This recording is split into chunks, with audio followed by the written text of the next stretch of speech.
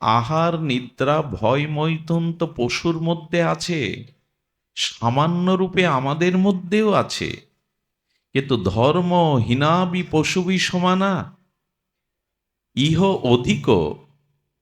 যদি আহার নিদ্রা ভয় মৈথুন সামান্য আকারে আমার মধ্যে, পশুদের এই চারটি বৃত্তি আমার মধ্যে সামান্য আকারে থাকুক, কিন্তু ধর্মই অধিক, যদি পশুর থেকে আমার ভিতরে ধর্ম অধিক পরিমাণে না থাকে, ধর্ম হীনাবি পশুবি সমানা, তোমাতে আর পশুতে কোনো পার্থক্য নাই।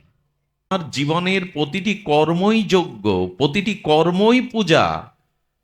তো জীবনের প্রতিটি কর্ম, প্রতিটা যদি আমার চিন্তা চেতনা কর্ম যদি পূজা আকারে হয়, তাহলে সেটি প্রসাদ হয়ে আসবে। গোবিন্দ বলছে ওটা অমৃত হয়ে আসবে।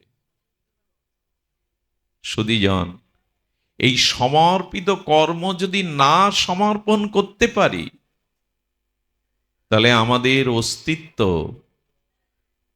আর আমাদের জীবন অমৃতময় না হয়ে বিষময় বিষবৎ হয়ে যাবে।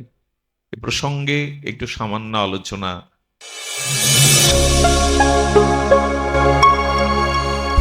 আপনারা দেখছেন সনাতন media one YouTube channel.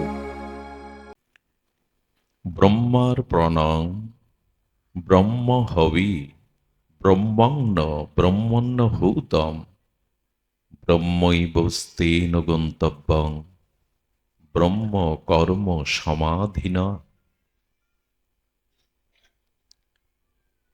Shrikrishna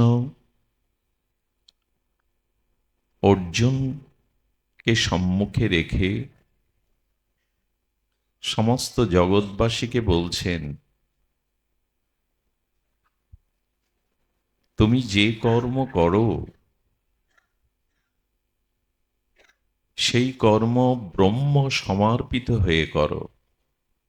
ব্রহ্মার প্রণাম, সেই ব্রহ্মে বা শ্রী ভগবানে সমর্পণযুক্ত হয়ে যজ্ঞ বা কর্ম করো। যজ্ঞের যে আহুতি, যজ্ঞের যে অগ্নি, যজ্ঞের যে ঘৃত, সবই ব্রহ্মময় মনে করে ব্রহ্মে সমর্পিত করো। আর এই সমর্পণযুক্ত কর্ম শেষে, যজ্ঞ শেষে অবশিষ্ট যদি তুমি পেতে পারো, তোমার জীবন হবে অমৃতময়, পরম কল্যাণময়। একটু ধ্যান দিয়ে শব্দগুলি শ্রবণ করতে হবে। আমাদের প্রতিটি কর্ম যোগ্য হতে পারে। যৎ করোষি যদন্নাসি যজ্জুহোষি তদাসি যৎ, যৎ তপস্যসি কন্তেয় তৎকুরুষ মদার্পণম।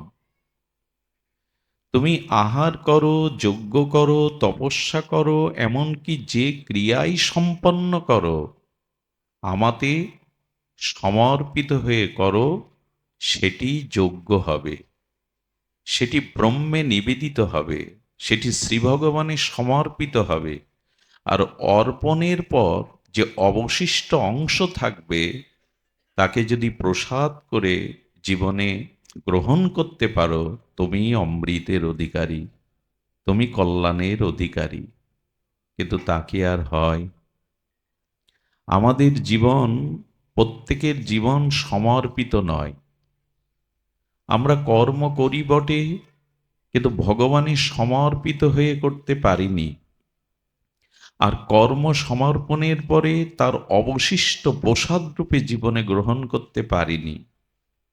আর এই জন্য আমাদের জীবন লক্ষ্যে পৌঁছায়নি, এজন্য আমাদের জীবন অমৃতকে স্পর্শ করতে পারেনি।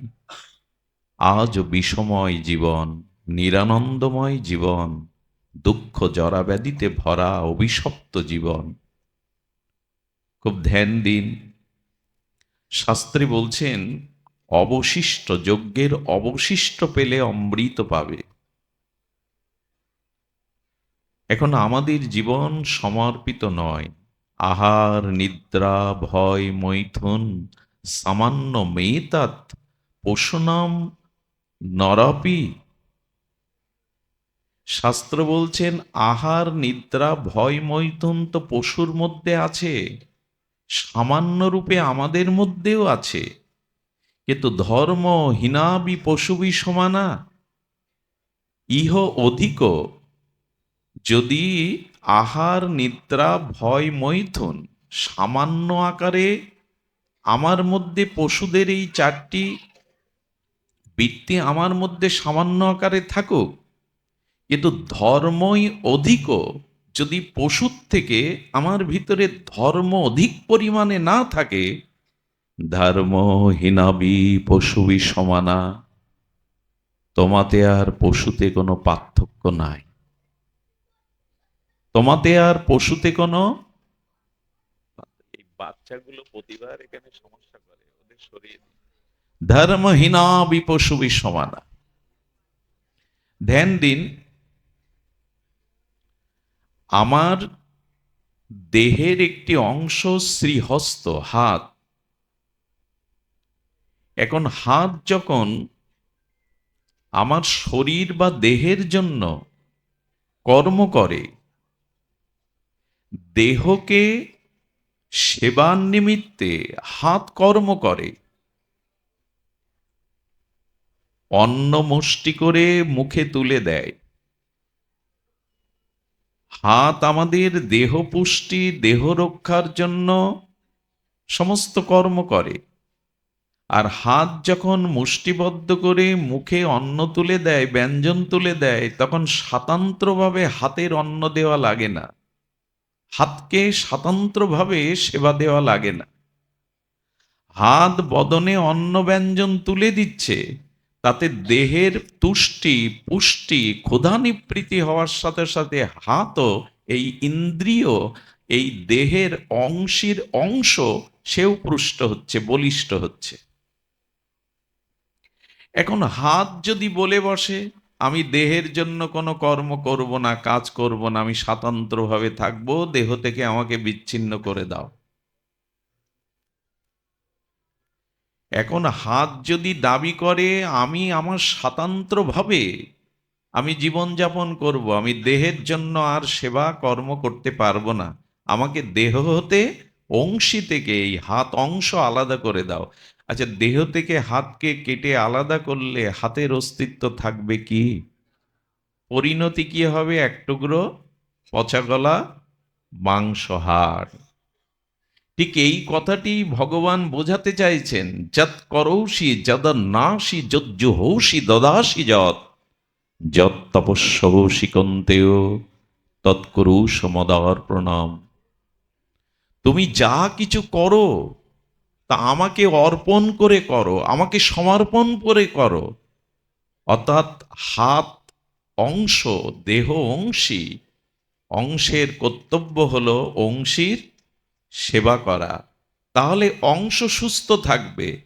কিন্তু অংশী দেহের সেবা না করে হাত যদি স্বতন্ত্রভাবে আলাদা হতে চায়, হাতের বল, হাতের অস্তিত্ব, হাতের চিহ্ন থাকবে না, পচা গলা রক্ত মাংসে রূপান্তরিত হবে।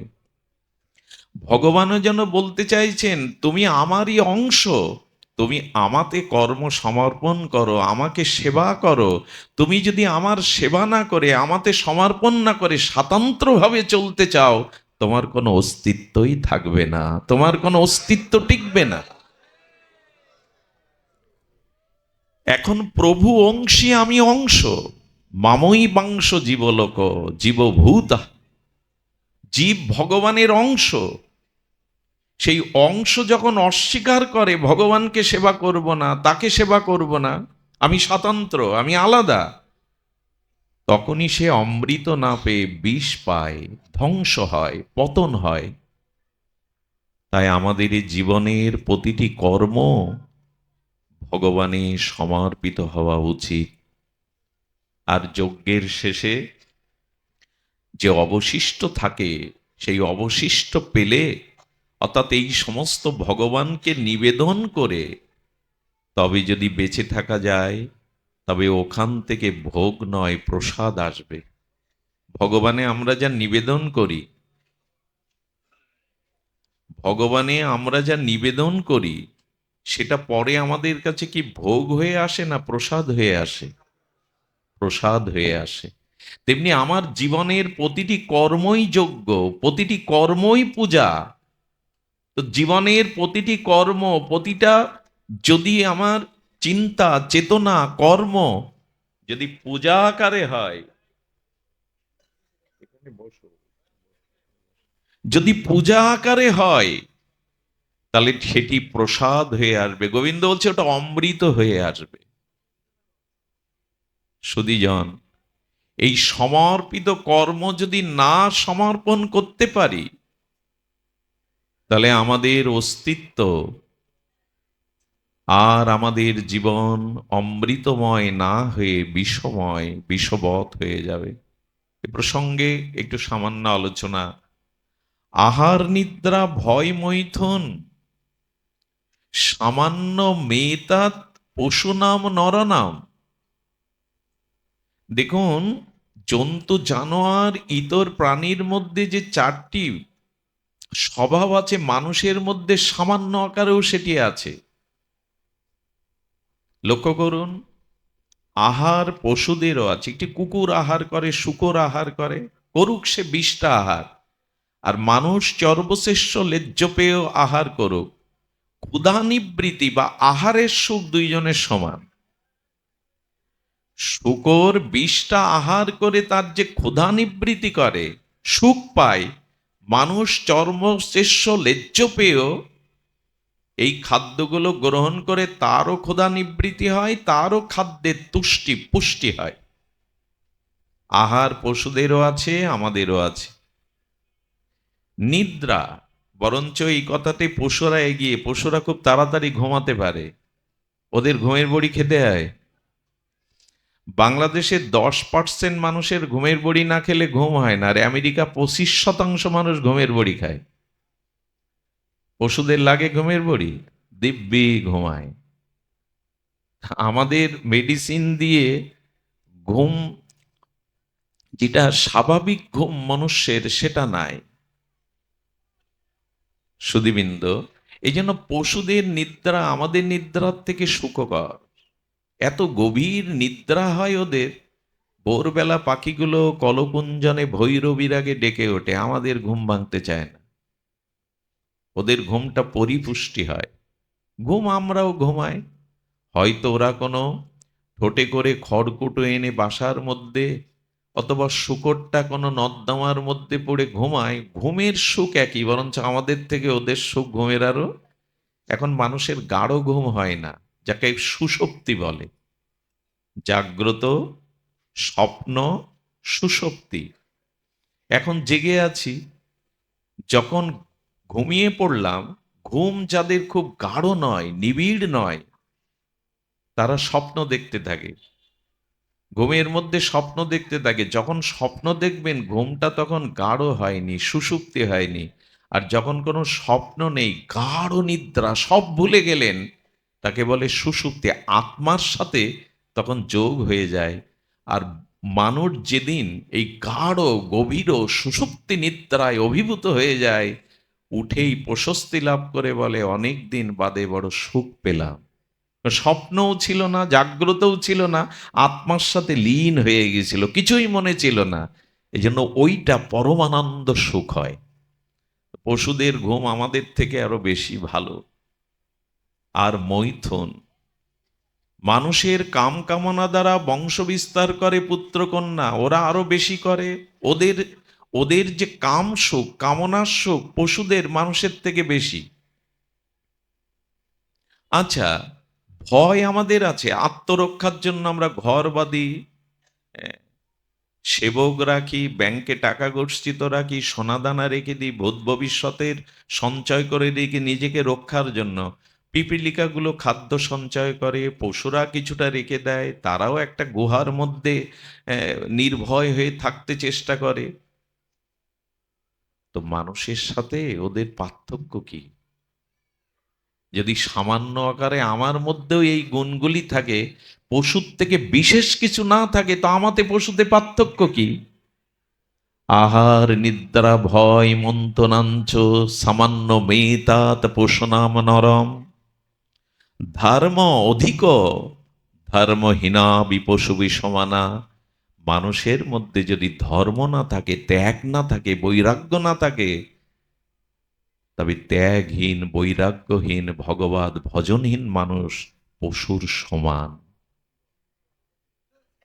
সুধীজন, এই জন্য ভগবানকে সেবা করতে হবে। হাতের অংশী দেহকে সেবা করা, তবে হাত বাঁচবে, তবে হাত সুস্থ থাকবে। দেহ থেকে আলাদা করে ফেললে হাত পচে যাবে, মাংসের টুকরো। এ কথা কবে বুঝবো যে আমরা ভগবানের অংশ? ভগবানকে সেবা করা, ভগবানকে সন্তুষ্টি করাই হলো আমাদের জীবনের সর্বোত্তম প্রাপ্তি। এটা বঞ্চিত হলে আমরা অমৃত পাবো না, বিষ পাবো, ধ্বংস হয়ে যাব। এই জন্য অংশীর সেবা করাই অংশের কর্তব্য। জীবনে আমাদের লক্ষ্যটা কি? স্বামী বিবেকানন্দ চিকাগোয় গিয়েছিলেন জাহাজে ভারতবর্ষ থেকে। তখন বিমানের আর ছিল কিনা আমি জানি না, সম্ভবত ছিল না, জাহাজেই লোক আমেরিকায় পাড়ি দিত। স্বামীজি যখন যাচ্ছেন, একজন ভারতবাসী যুবক পড়াশোনার জন্য আমেরিকা যাচ্ছে। তো স্বামীজি চুপচাপ সমুদ্রের নীল জলের মধ্যে নিজে গুরু চিন্তা, ভগবত চিন্তা মননে ডুবে আছেন, মাঝে মাঝে গুনগুন করে গান গাচ্ছেন। কিন্তু ওনার জীবনের লক্ষ্য তো মানুষের জাগরণ। সূর্য হয়ে এসেছেন জগৎকে আলোকিত করবার জন্য, ত্যাগ বৈরাগ্য শিক্ষা দেওয়ার জন্য। পাশের ভারতীয় যুবককে বলছেন, আপনার সাথে একটু কথা বলতে পারি? বলে, হ্যাঁ বলুন স্বামীজি, কি জানতে চান? বলে, আপনি কোথায় যাচ্ছেন? আমেরিকাতে। কি জন্য? ইঞ্জিনিয়ারিং পড়ার জন্য। আচ্ছা, ইঞ্জিনিয়ারিং পাশ করে কি করবেন? বলে, ভারতবর্ষে চলে আসবো। ভারতবর্ষে এসে তারপর কি করবেন? তারপর বড় অফিসার হবে, ইঞ্জিনিয়ার অফিসার। অফিসার হয়ে কি করবেন? উনি বারবার ক্রমে জিজ্ঞেস করছেন, অফিসার হয়ে কি করবেন? বলে, অফিসার হওয়ার পরে বড় পদ পাওয়ার পর অনেকগুলো অর্থ রোজগার করতে শুরু করব। তারপর কি করবেন? তারপর সুন্দরী একটা কন্যাকে বিবাহ করব। বলে, তারপর কি করবেন? এই সুন্দর একটা বাড়ি বাংলো করব। তারপর কি করবেন? আরে তারপর কি করবো? ছেলে মেয়ে হবে। বলে, তারপর কি করবেন?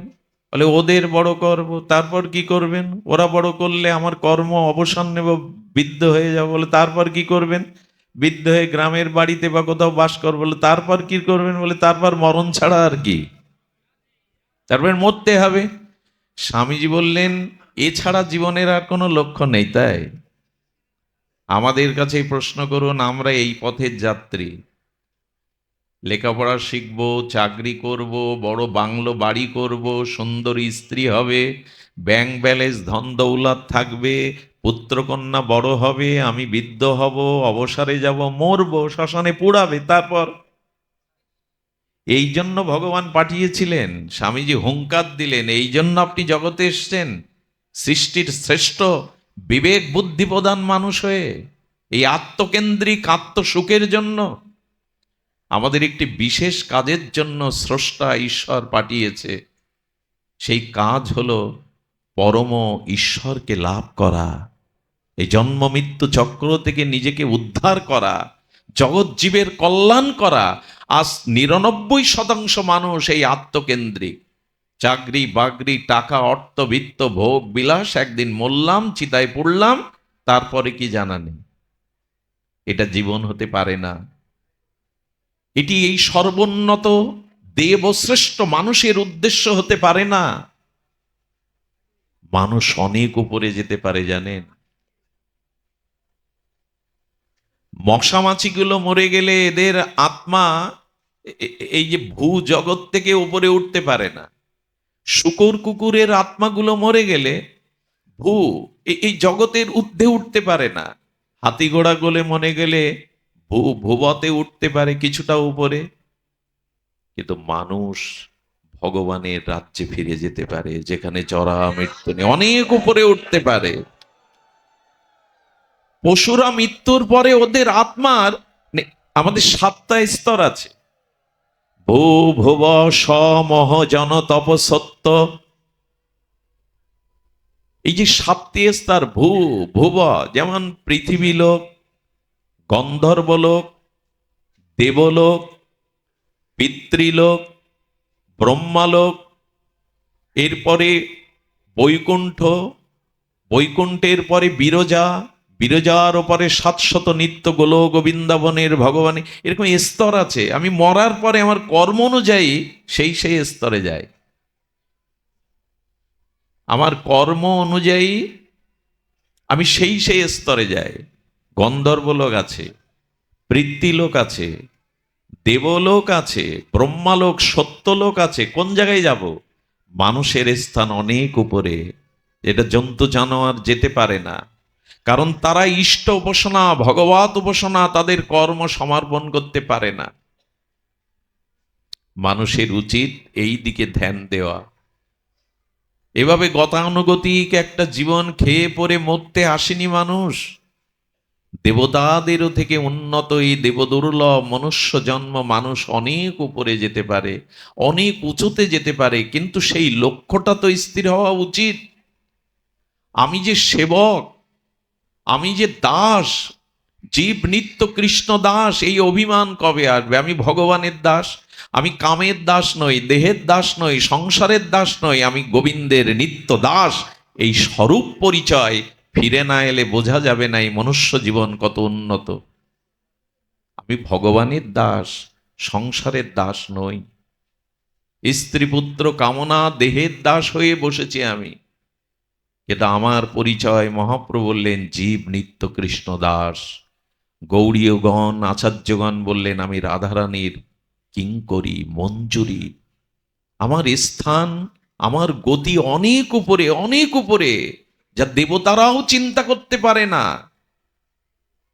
কিন্তু আমরা কোথায়? সেই তো সংসার, স্ত্রী পুত্র, ভোগ বিলাস, জগৎ নিয়েই মাতামাতি করছি। আমরা কোনো কর্ম কি ভগবানের সমর্পণ করে করতে আমাদের প্রেরণা আছে, আমাদের উদ্দেশ্য আছে? যে জীবনের প্রতিটি কর্ম পূজা, প্রতিটি কর্মই যজ্ঞ, প্রতিটি চিন্তা, প্রতিটি বাক্য, প্রতিটি কর্ম, প্রতিটি ভাবনা ভগবানের সমর্পিত হতে হবে, তবেই অমৃত পাবো। না হলে যজ্ঞ শেষে অবশিষ্ট পেলে অমৃত পাবো, কিন্তু অর্পিত না হলে, ভোগ নিবেদন না হলে প্রসাদ কোথায় পাবো? সবই তো বিষ। আজ আমাদের জীবন বিষময়, আর আমরা জেনে শুনেই বিষ পান করছি। বিবেক কিছুটা তো মানুষের আছে, চেতনা তো মানুষের আছে, কিন্তু না, জেনে শুনেও আমি বিষ পান করছি। আসুন, এর থেকে আমরা মুক্তির পথ, কল্যাণের পথ, অমৃতের পথ, এটা খুব কঠিন নয়। আমি আজ আপনাদের সামনে যেটি বলতে চেষ্টা করছি ভাগবত থেকে, এটা কঠিন নয়। দেখুন, জ্ঞান কঠিন হতে পারে, কর্ম কঠিন হতে পারে, তপস্যা কঠিন হতে পারে, কিন্তু সহজ, সরল, ভক্তি অত্যন্ত সহজ। জ্ঞান সকলে অর্জন করতে পারে না, তপস্যা সকলের দ্বারা সমর্থ নয়। জঙ্গলে গিরিহ গোয়ায় বসে ক্ষুধা তৃষ্ণা ত্যাগ করে বছরের পর বছর তপস্যা, পরমাত্মার সাথে জীবাত্মাকে যুক্ত করার জন্য অষ্টাঙ্গ যোগ, এটি সবার পক্ষে সম্ভব নয়। আর বিশুদ্ধ জ্ঞান, শাস্ত্র জ্ঞান সবাই লাভ করতে পারে না, কিন্তু ভক্তিতে সকলেই অধিকারী। ভগবানের ভক্তি সকলেই অধিকারী। এই জন্য আমাদের মহাপ্রভু জানিয়েছেন, গৌড়ী আচার্যগণ জানিয়েছেন, ভক্তি পথে চলো। জ্ঞান প্রয়োজন, তবে ভক্তিকে যেন জ্ঞান ঢেকে না দেয়, পাণ্ডিত্য ঢেকে না দেয়। জ্ঞানাকর্ম অনাবৃতম, বিশুদ্ধ ভক্তি যেন জ্ঞানের দ্বারা ঢেকে না যায়। এই জন্য কর্ম, জ্ঞান, তপস্যা এগুলো কঠিন, কিন্তু ভক্তি বড় সহজ। সহজ কখন হবে জানেন? এই দেখুন, শ্রী চৈতন্য ভক্ত মহিমাতে, শ্রী চৈতন্য চন্দ্রামৃতে, মহাপ্রভুর প্রিয় পরিকর গৌড়ী আচার্য বর্য শ্রীশিল প্রবোধানন্দ সরস্বতী পাদ তার অমীয় অমর লেখনীতে তিনি বলেছিলেন, উপাসতাং বা গুরুবর্য কোটি ধীয়তাং বা শ্রুতি শাস্ত্র কোটি চৈতন্য কারুণ্য কটাক্ষ ভাজং ভবেত পরাং সদ্ধ রহস্য লাভ। কি অমৃত, কি পরামৃত! এই শ্লোকে সংযোজন করেছেন। উপাসতাং বা গুরু বর্জ্য কোটি ধিয়তাং। কি বলছেন এখানে? অসংখ্য শ্রেষ্ঠ গুরুর সেবা করো তুমি, অসংখ্য বেদ বেদাদি শ্রুতিশাস্ত্রের অধ্যয়ন করে পণ্ডিত হও তুমি, কিন্তু নিগূঢ় ব্রজপ্রেম রাধা প্রেম এটি একমাত্র চৈতন্য চন্দ্রের করুণা ছাড়া, চৈতন্য দাস অনুদাসের করুণা ছাড়া তুমি পাবে না। করুণাতেই পেয়ে যাবে। শতকোটি শ্রেষ্ঠ গুরুর সেবা, উপাসতাং বা গুরুবর্জ্য কোটি ধীয়তাং, শ্রী গুরুদেবের সেবা করো, কোটি কোটি আচার্যগণের শ্রুতি শ্রেতশাস্ত্রের অধ্যয়নে পরম পণ্ডিত প্রবার হও, কিন্তু ব্রজপ্রেম পাবে না, রাধা প্রেম পাবে না। যদি চৈতন্য করুণা দৃষ্টিপাতে ধন্য ভক্তের কৃপা নিতে পারো, তৎক্ষণাৎ সেটা হয়ে যাবে। কি বলছেন এটা? সদ্য রহস্য লাভ। এই যে অনন্ত কোটি রহস্য ব্রজপ্রেম সদ্য তৎক্ষণই পেয়ে যাবে, মুহূর্তেই পেয়ে যাবে, যদি চৈতন্যের কৃপা হয়, নিত্যানন্দের কৃপা হয়, চৈতন্য দাসের কৃপা হয়। সদ্য রহস্য লাভ লাভ করে যাবে, সত্য রহস্য লাভ। এই জন্য ধন্য ভক্তেরই গৌর চৈতন্য নিতাই চৈতন্যের দাসানুদাসের চরণে যারা সমর্পিত করেছে তারা ধন্য, কারণ সত্য রহস্য লাভ তাদের সদ্যই হয়ে যাবে। আর এই পরশ পাথরে লোহাটা ছোঁয়াও, 1 ঘন্টা পরে শোনা হবে না। পরশ পাথরে লোহাটা স্পর্শ করালেই পরশমণির পরশে মুহূর্তেই লোহা শোনা হয়ে যাবে। তেমনি চৈতন্য চন্দ্রের ভক্তি করুণা, প্রেম করুণা, কৃপা কটাক্ষ করুণা লাভ করলেই তোমার জীবনে ভক্তি হবে। এই জন্য সহজ পথে এসো। সেই সহজ পথটা কি না? জ্ঞান কর্ম যোগ ধর্মে কৃষ্ণ নহে বশ। জ্ঞান কর্ম যোগ ধর্মে কৃষ্ণ নহে বশ, কৃষ্ণ বশ হেতু একমাত্র প্রেম ভক্তি রস। এই জন্য ভক্তির পথটাকে বেছে নিতে হবে। কি সেই ভক্তির পথ? আগেই বলেছি, সহজলভ্য। ভক্তি দুর্লভ, কিন্তু মহাপ্রভু নিতাই চাঁদ এই যুগের জন্য অনেক সহজ করে দিয়েছেন, যা অন্য যুগে ছিল না। এইবার একটু ধ্যান দিতে হবে। ভক্তি সহজ, কিন্তু কার পক্ষে? সরল ব্যক্তির পক্ষে, কপট ব্যক্তির পক্ষে নয়।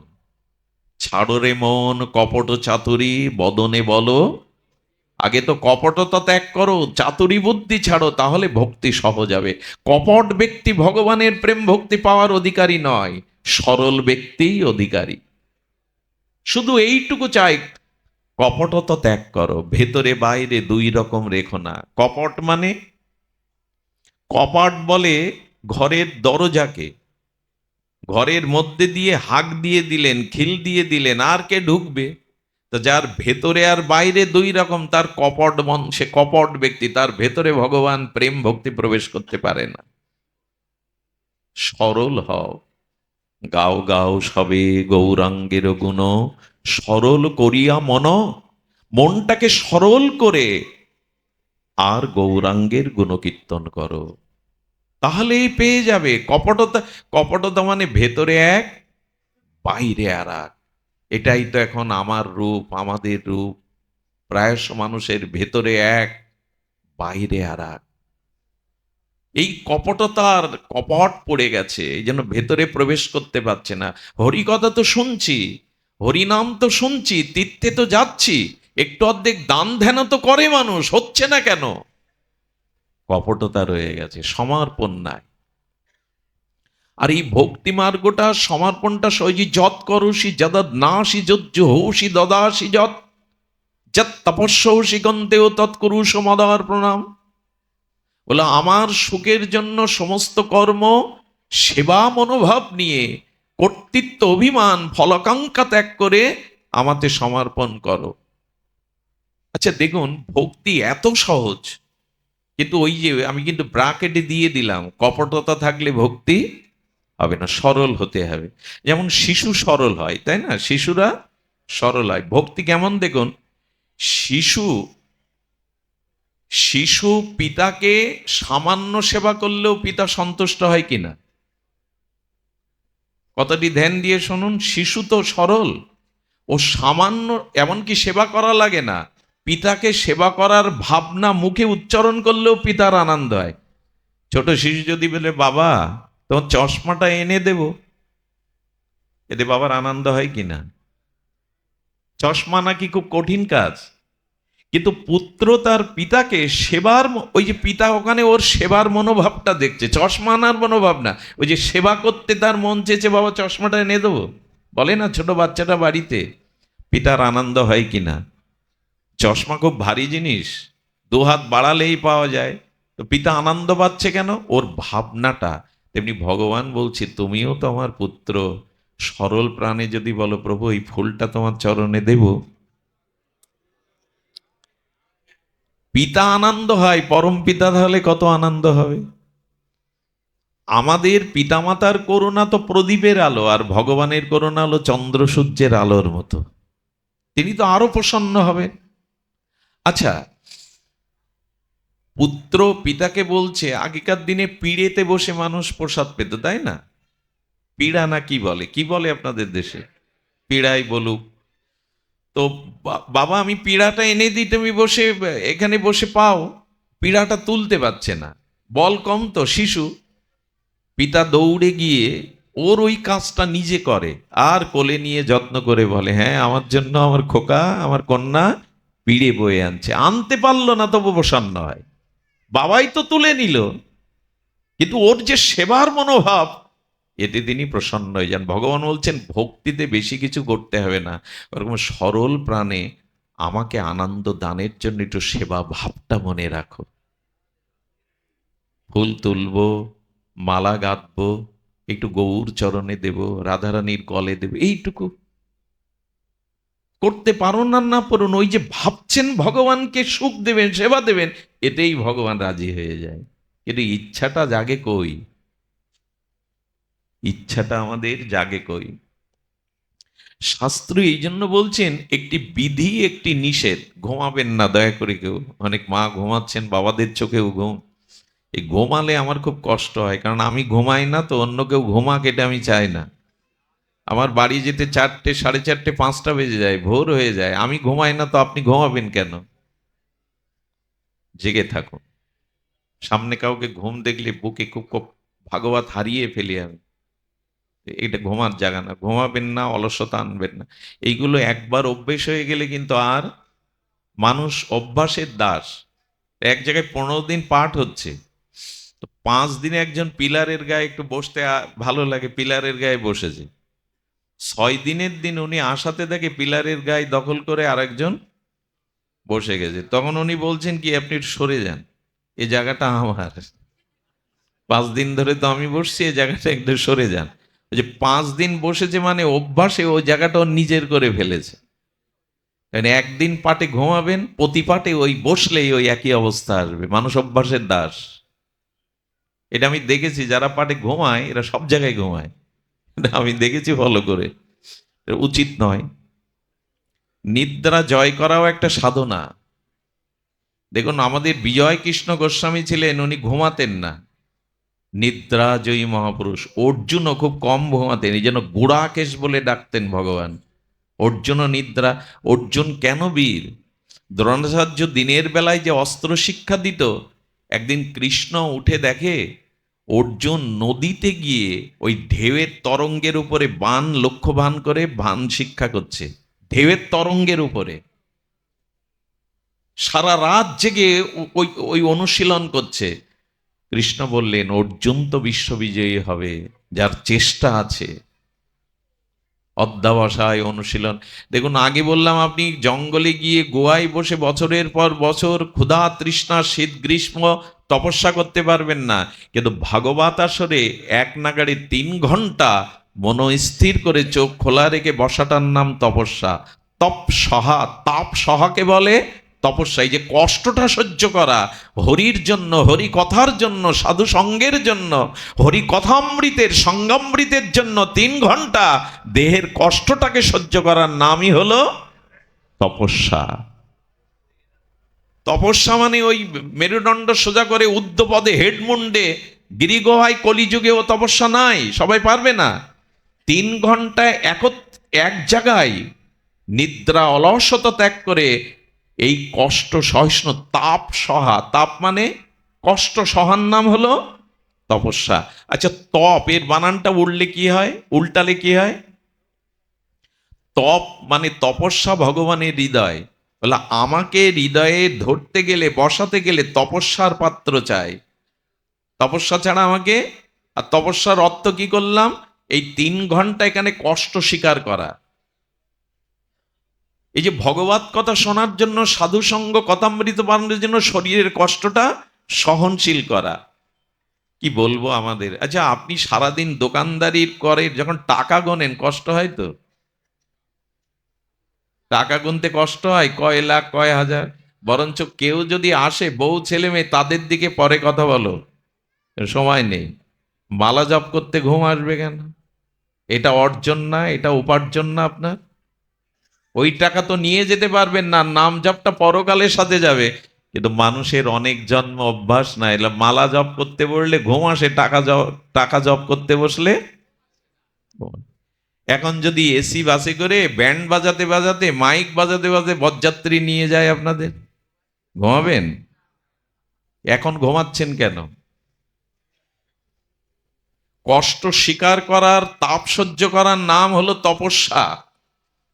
এই তপস্যা যার নাই, তার হৃদয়ে ভগবান বসবে না। পাত্র হলো, আচ্ছা, তপ, তপ মানে তপস্যা, এই বানানটা উল্টান, তপ বানান উল্টালে কি হয়? পত, ত, প, কি হবে কার্তিক দা? পত, পত মানে পতন। তপস্যা যার নেই, তার পতন অবশ্যম্ভাবী। জয় রাধে। তপস্যা যার নাই, তার পতন অবশ্যই হবে। তপ বানান উল্টালে হয় পত, পত মানে পতন, তার অবশ্যই পতন হবে। এই জন্য ঘুমায়েন না। এক এক জিনিসের জন্য যারা ঘুমাচ্ছিল তাদের ধন্যবাদ দিতে হয়, ওদের জন্যই তো এই কথা বেরোলো। মাঝে মাঝে ভগবতের সব আনন্দময়। একবার হচ্ছে কি, কেশিঘাটে মুরারি মোহনে পাঠ হচ্ছে, তো ভগবান শ্রীকৃষ্ণের জন্মাষ্টমী, জন্মের কথা যেই বলতে গেছে, ভগবানের আবির্ভাবে আনন্দ ছড়িয়ে পড়েছে, বাইরে থেকে কোন দুষ্ট বালক টিনের উপর ইট ছুঁড়ে মেরেছে। তখন পাঠক পুণ্ডরিক, উনি বলছেন কি, এই দেখুন ভগবান আসবেন আর শব্দ হবে না, বাজিয়ে হবে না, তাই হয়, ওই দেখুন শব্দ হচ্ছে। কিছু কিছু ঘটনা ভাগবতের সাথে মিলে যায়। একবার বারবার কারেন্ট অফ হচ্ছে পাঠে, বারবার যদি শব্দযন্ত্র অফ হয়, শ্রোতাদের শ্রুতি মধুরতা থেকে বিঘ্ন ঘটে। পাঠক এত বুদ্ধিমান, বলে আমি আপনাদের কার কথা শোনাচ্ছি? বলে কৃষ্ণের কথা। কৃষ্ণের গায়ের রং কেমন? কালো। তা কৃষ্ণের বর্ণনা যখন দিচ্ছি, মাঝে মাঝে কারেন্ট অফ হয় তো কালোই নেমে আসছে, কৃষ্ণকে দেখুন না ওর মধ্যে। তো সব পরিস্থিতিতেই রাজি থাকলে দুঃখ আর এসে, এই যাদের বললাম তারা কষ্ট পাবেন না, আপনাদের জন্য দুটো ভাগবত বের হলো। ধন্যবাদ। তবে ঘুমাবেন না। যে কথা বলছিলাম, পুত্র পিতার পীড়াটা তুলতে পারছে না, পিতা এগিয়ে যায়, এগিয়ে বলে খোকা দাও, আমি তুলছি, কিন্তু সন্তুষ্ট হয়ে চুমো দিয়ে দেয়, আহা আমার খোকা আমার জন্য পিড়ে আনছে। আচ্ছা, এতে পুত্রের খুব পরিশ্রম হয়, কঠোরতা আছে, শুধু ভাবনা বাবার পীড়েটা। ভগবান যেন বললেন, আমি তো তোমার পরম পিতা, বাবা ওইগুলো দেখা বন্ধ করো, সামনে নাড়াচাড়া করলে আমার পাঠ বন্ধ হয়ে যাবে, এগুলো পরে দেখো। কি বলছিলাম? ভগবান বলছেন, তোমার জগতের পিতার থেকে কোটিগুণ স্নেহ, কোটিগুণ করুণা তোমার প্রতি আমার। তুমি শুধু একটু ভাব রাখো যে আমি ভগবানে কর্ম সমর্পণ করব, ভগবানে একটু সেবা, তার প্রসন্নতা করব, এইটুকু ভাবুন না সারাদিনের মধ্যে। 24 ঘন্টা দিন রাত, কিন্তু কতটুকু ভাবি ভগবানের সুখের কথা। যমুনার কোলে খেলি কদম্বের বন, রতন বেদির পরে বসাবো দুজনে। ভাবেন তো যে বৃন্দাবনে নীল যমুনার জল বইছে, যমুনা পুলিনের দুই ধারে কদম্ব বৃক্ষের নীল ছায়া বন, কালো কদম্ব বন। সেই কদম্ব বনের ঝিরিঝিরি বাতাসের মধ্যে স্বর্ণ বেদির পরে আমি যুগলকে বসিয়েছি। আর হেম গৌরবী অঙ্গ দিব সোয়া চন্দন গন্ধ, একটু গন্ধ মাখিয়েছি তো রাধারানীর কাপড়ে বস্ত্রতে, একটু মালতীর মালা গেঁথে দুজনকে পরিয়েছি তো, একটু রাধা মাধবকে দোলনায় মনে মনে একটু দোল দিয়েছি তো, একটু চামর বিজন করে তাদের শীতল হাওয়া দিয়েছি তো। এই ভাবনাগুলো মনে আনাই ভক্তি, অন্য কিছু না। ভগবানকে সেবা দিয়ে সুখ দেওয়ার নাম হলো ভক্তি। এই যে আপনারা এখানে বসে হরিকথা শুনছেন, এটাই ভক্তি। কারণ শ্রবণাঙ্গের থেকে বড় ভক্তি অঙ্গ আর, এই যে আপনারা শ্রবণ করছেন, এটাই কলিযুগের বিশেষত শ্রেষ্ঠ ভক্তি অঙ্গ শ্রবণ। এই যে আপনারা কষ্ট করে দাঁড়িয়ে কায়িক পরিশ্রম সহ্য করে, তাপ প্রবাহ সহ্য করে এই কত দূরে আবার ঘরে ফিরে যাবেন কত রাত্রে, এই যে ভগবানের কথা শ্রবণের জন্য এই যে পথ ক্লেশ, এই যে কায় ক্লেশ, এই যে ক্ষুধা তৃষ্ণা নিদ্রাকে জয় করা, এটাই সব থেকে বড় ভগবত সেবা, সব থেকে বড় ভক্তি অঙ্গ। ভগবান আজ আনন্দে দেখছেন আমারই সৃষ্ট, আমারই অংশ, সনাতন অংশ, আমারই অংশ ভক্তগণ, আমার পুত্র সন্তানগণ আজ হিংসা বিদ্বেষ ভুলে একত্রিত হয়ে তারা আমার গুণগান করছে, এতে ভগবানের আনন্দ হচ্ছে। এই তাকে আনন্দ দেওয়ার নামই সেবা। সেবা মানে আনন্দ, আর আনন্দ বা সেবার নামই হলো ভক্তি। কঠিন কিছু না। কিন্তু জাগে কই? সব তো সংসারের বাসনা জাগে, নিজ ভোগের বাসনা জাগে, ভগবানকে আনন্দ দেওয়ার বাসনা জাগে কই? একটু জাগাও মা। রান্না করতে গিয়ে যদি মনে করো রাধারানী রান্না করছেন গোবিন্দের জন্য, শ্যামসুন্দর জন্য, ওই রান্নাটাও তোমার ভগবত সেবা হয়ে যায়। রাধারানী স্বর্ণ টুলের ওপরে বসেছেন, আর রাধারানী শ্যামসুন্দরের চিন্তা করতে করতে অন্নটা রান্না করছেন, ওই অন্নটাই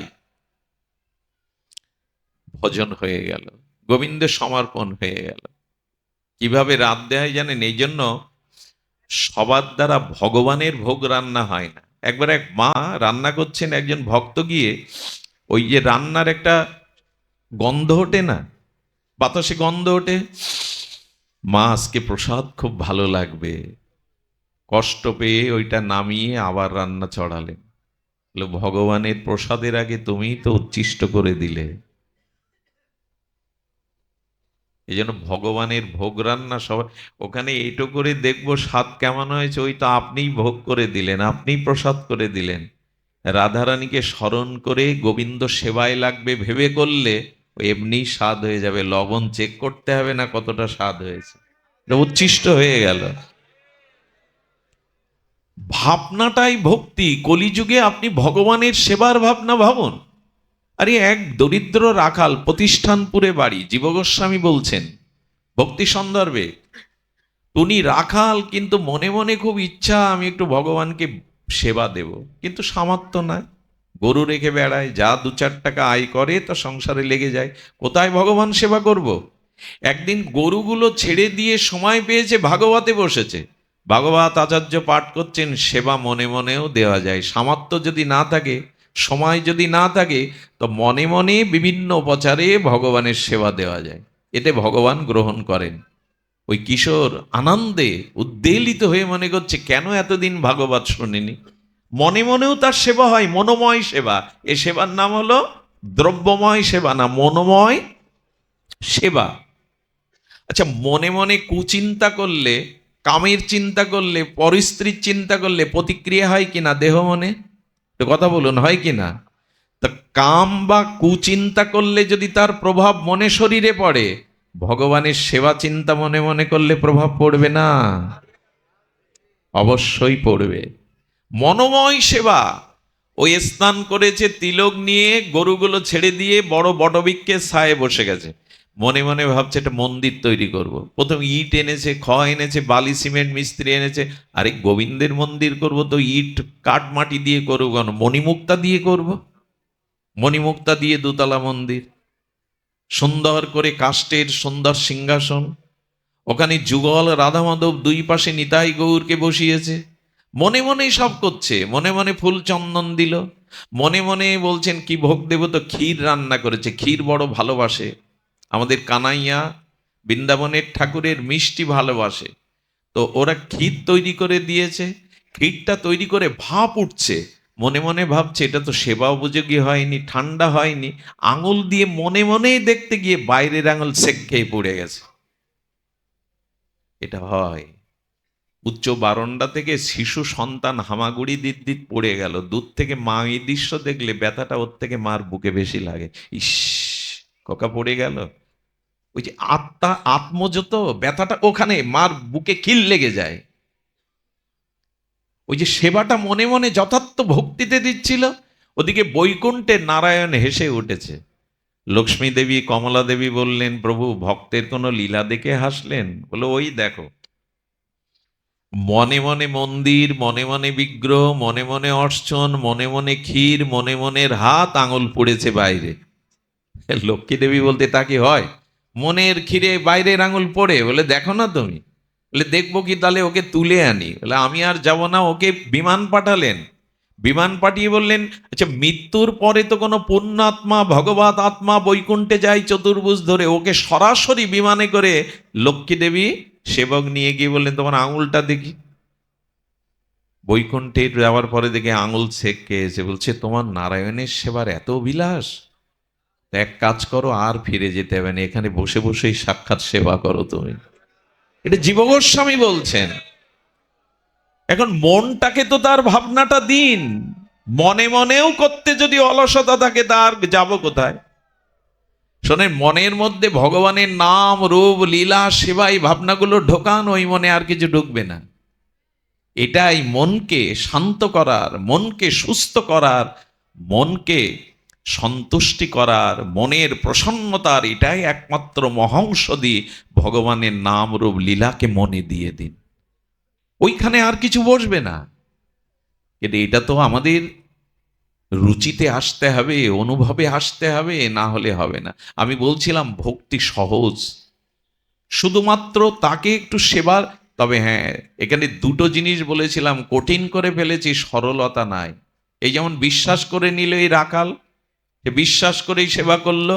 আরেকটি জিনিস হলো, সরলতা যেমন চাই, আর ভগবানকে ভালোবাসতে গিয়ে নিজের কোনো সুখের চাওয়া পাওয়া যদি চেয়ে বসেন, তাহলেও ভক্তি কঠিন হয়ে যাবে। এই কথাটি একটু মন দিন। আমি বারবার অনুরোধ, প্রতি প্রতি পাঠে দেখবেন আমি একবার করে এই প্রসঙ্গটা আনি, প্রতি পাঠে। বলে, কেন আনো? বলে, বারবার শুনতে শুনতে, বলতে বলতে যদি হৃদয়ে একটু দাগ কাটে, সেটা হলো ভগবানের কাছে নিজের কোনো সাংসারিক চাওয়া পাওয়া এটা নিয়ে যাবেন না, হাজির হবেন না। কারণ আপনার কি প্রয়োজন, এটা যেমন পিতামাতা ভালো বোঝে সন্তানের কি প্রয়োজন। এই জন্য মায়ের থেকে যে বেশি ভালোবাসে, জানবেন ও রাক্ষস, ও আপনাকে গিলে খাওয়ার জন্য পুতনা সেজে এসছে। মায়ের থেকে জগতে যদি শাশুড়ির বেশি ভালোবাসে, অন্য অন্য মা যদি বেশি ভালোবাসে, জানবেন আপনি গেছেন, রাক্ষস আপনাকে গিলে খাওয়ার জন্য প্রস্তুত। সুধীজন, এই জন্য কলিযুগে, কলিযুগের উল্টো হয়ে গেছে। আমি দেখেছি জামাই ষষ্ঠী হয় না, জামাই ষষ্ঠীর দিন জামাই বন্ধু বান্ধব নিয়ে যায় কোন শাড়িটা পছন্দ, এরপর থালায় করে পান সুপারি দিয়ে পীড়ের উপরে বসিয়ে মাথায় করে দিয়ে তারপর ঘটা করে প্রণাম করে। নিজের গর্ভধারিণীকে এইভাবে আনুষ্ঠানিকভাবে প্রণাম করে না। এই জন্য আমাদের ভিতরে এই যে চাওয়া পাওয়া নিয়ে ভগবানের কাছে যাওয়া, এটাতে প্রেম ভক্তি হবে না। শ্রীকৃষ্ণ কি বলছেন?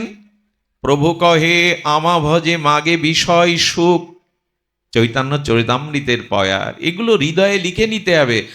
গোবিন্দ বলছেন, কৃষ্ণজি বলছেন, প্রভু কহে আমা ভজে, আমার ভজনা করছে, অথচ টাকা দাও, সুন্দরী রমণী দাও, মান সম্মান দাও, ছেলের চাকরি দাও, মেয়ের ভালো জামাই দাও, আমায় ভজছে, অথচ বিষয় চাচ্ছে। প্রভু কহে আমা ভজে মাগে বিষয় সুখ, অমৃত ছাড়ি বিষ মাগে এত বড় মূর্খ। গোবিন্দ তাকে মূর্খ বলছেন। আচ্ছা, কখনো যদি প্রেসিডেন্ট বা দেশের প্রধানমন্ত্রী আপনার সাক্ষাৎকারের সুযোগ দেয়, আপনি গণভবনে গিয়ে বলবেন, একটা লাউ দিন, গণভবনে ভালো লাউ ধরেছে। রাষ্ট্রপতি মহোদয়ের কাছে দেখা করতে গেলে লাউ কুমড়ো চাইতে হয়। রাজবাড়ি গেলে রাজধন চাইতে হয়, ভগবানের কাছে গিয়ে চাইতে হয় ন ধনং ন জনং ন সুন্দরিং কবিতাং বা জগদীশ কাময়ে মম জন্ম জন্মনীশ্বরে রাহিত কি ভক্তি তৈ। চৈতন্য মহাপ্রভু শ্রীকৃষ্ণ পরতত্ত্ব প্রেমাবতার অবতার শিরোমণি মহাপ্রভু আমাদের এই মন্ত্র শিখেছেন, হে মাধব, হে রাধারানী, আমি ধন চাই না, মান চাই না, সুন্দরী রমণী চাই না, কবিত্ব প্রতিভা যশ খ্যাতি চাই না, জন্মে জন্মে তোমার চরণে অহেতুকি ভক্তি দাও। হেতু নাই, তোমাকে ভালোবাসছি এর মাঝখানে কোনো হেতু যেন না এসে দাঁড়ায়, নিজের কোনো সুখ বাঞ্ছা যেন এসে না দাঁড়ায়। আজ যদি এই ব্যাসপীঠে বসে মনে করি আমাকে 30,000 টাকা দিতে হবে, কন্ট্যাক্ট করে আসি, এর নিচে দিলে হবে না, 1 ঘন্টার বেশি আলোচনা করতে পারবো না। আর যদি মনে করি আজকের আলোচনা এমন করে বুদ্ধিদীপ্ত কূট কৌশলে করতে হবে যাতে মনে করে এই বক্তার কাছে অন্য বক্তা ম্লান, কেউ এর সমান নয়, এই ভাবনা নিয়ে যদি এখানে বসেন তো শেষ। ভক্তি তো বনে মরুক, আর জন্মে কোথায় জায়গা হবে তার ঠিকানা পাবেন না।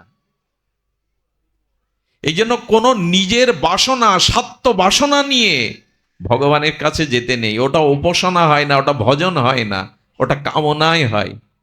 উপাসনা শব্দের অর্থ হলো উপযুক্ত আসনা ইতি উপাসনা। উপাসনা মানে ভগবানের নিকটে মনে মনে গমন করা, তার চরণে নিজেকে বসা, তার নিকটে বসা, এর বলে উপাসনা। তো ভগবানের চরণে গিয়ে যদি ছেলের চাকরির চিন্তা করি, আমি কি ভগবানের চরণে আছি না ছেলের চাকরির মধ্যে আছি? তোমার পূজার ছলে তোমায় ভুলে থাকি।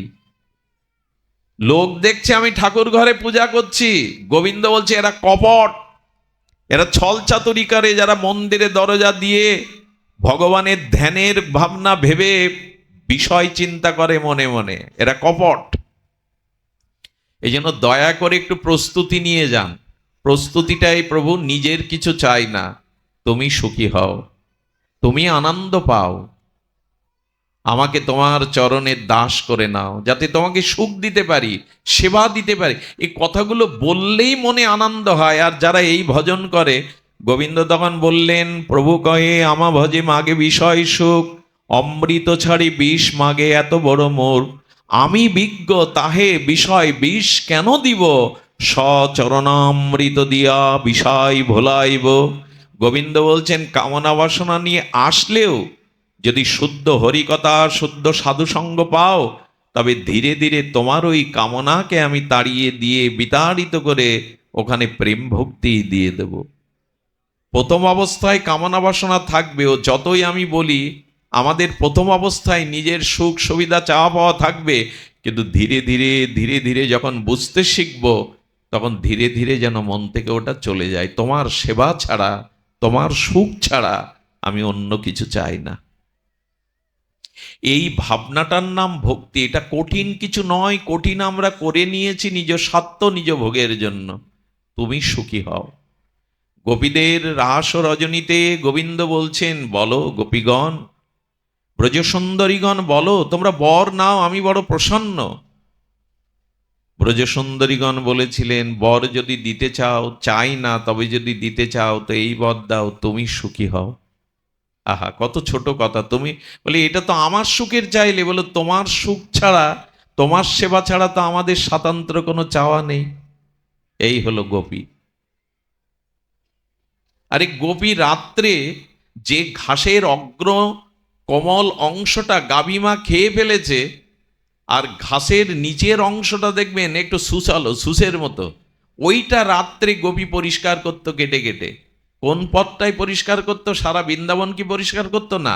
যে পথ দিয়ে গোষ্ঠে গোবিন্দ পরদিন সকালে হেঁটে যাবে, ওই পথটাই ওই অগ্রভাগ গাভীমা খেয়ে নিলে শক্ত ঘাসের নিচের অংশটা গোপীরা তুলে ফেলতো, কেটে ফেলতো। গোপী রাত্র জেগে এটা করো কেন? লোক দেখে না, রাত্রের গভীর অন্ধকারে কেন করো? বলো, কালকে তো আমাদের প্রাণনাথ এখানে চরণ বিন্যস্ত করতে করতে যাবে, যদি এই শক্ত ঘাসের উপরে গোবিন্দের কোমল চরণ পড়ে, তাহলে ব্যথাটা শুধু তার চরণে বাজবে না, আমাদের হৃদয়েও বাজবে। তো বলছেন গোবিন্দ চরণে ঘাস পুড়লে ব্যথা গোবিন্দ চরণে লাগবে, তোমাদের হৃদয় ছিদ্র হবে কেন? বলে আমাদের হৃদয়ে তার চরণ ছাড়া তো আর কিছু নেই, ওইখানেই তার চরণকে বসিয়েছি। ওইখানে ব্যথা লাগলে আমাদের হৃদয়ে আঘাতটা আসবে, এ কথা আমরা কল্পনা করতে পারবো? রুক্মিণী দেবী কুরুক্ষেত্রে, বৃন্দাবন এবং মথুরা এবং বৃন্দাবন মিলনে রাধারানীকে একটু তপ্ত দুগ্ধ খাইয়েছিলেন। রাধারানীর সৌন্দর্য মাধুর্য দেখে রুক্মিণী দেবী দুধটা আর ঠান্ডা করতে পারেনি, গরম দুধ খাইয়ে দিয়েছেন। আর সন্ধ্যাবেলা রুক্মিণী দেবী তার প্রাণনাথ দ্বারকানাথের চরণ সেবা করতে গিয়ে দেখে গোবিন্দের লালিমা আর দিব্য চিহ্নিত এই কমল চরণ ফোসকা পড়ে গেছে। আরে প্রাণনাথ, প্রভু আপনার চরণে এভাবে কে তাপ দিল, ফোসকা উঠলো কি করে? বলে একটু আগে তো তুমিই পোড়ালে। বলে তার মানে? বলো রাধারানীকে যে তপ্ত দুগ্ধটা খেতে দিলে, ওই দুধটা শীতল ছিল না, তপ্ত ছিল।